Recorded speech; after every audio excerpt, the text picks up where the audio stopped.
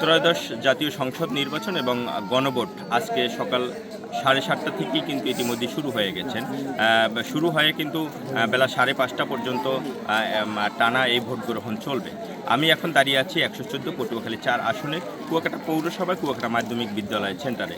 আমি যদি আপনাদের দেখানোর চেষ্টা করি যে এখানে প্রচুর ভোটারদের কিন্তু উপস্থিতি রয়েছে। এখানে নারী এবং পুরুষদের সমান সমানই কিন্তু ভোট রয়েছে। তারপরেও আমরা লক্ষ্য করতে পেরেছি কিন্তু এখানে নারী ভোটারদের সংখ্যার উপস্থিতিটা একটু বেশি লক্ষ্য করতে পেরেছি।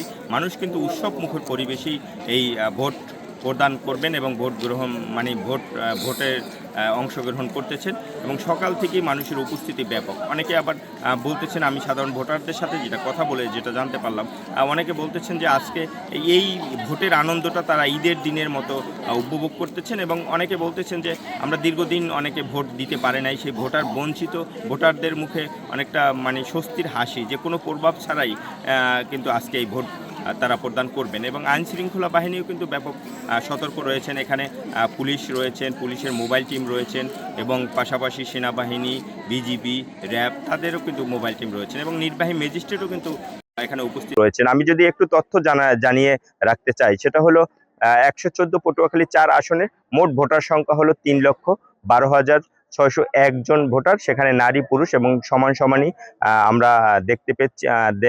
নারী পুরুষের ভোটারের সংখ্যা কিন্তু সমানই এবং এই পটুয়াখালী 4-এর মোট ভোট কেন্দ্র সংখ্যা হলো 111টি এবং 554টি কক্ষে ভোট গ্রহণ চলবে এবং কিন্তু সাধারণ মানুষের ব্যাপক উপস্থিতিতে এই ভোট গ্রহণ চলতেছে এবং কোনো প্রতিপত্ত ছাড়াই কিন্তু এই ভোট গ্রহণ চলছে। এই ছিল আমার কাছে সর্বশেষ।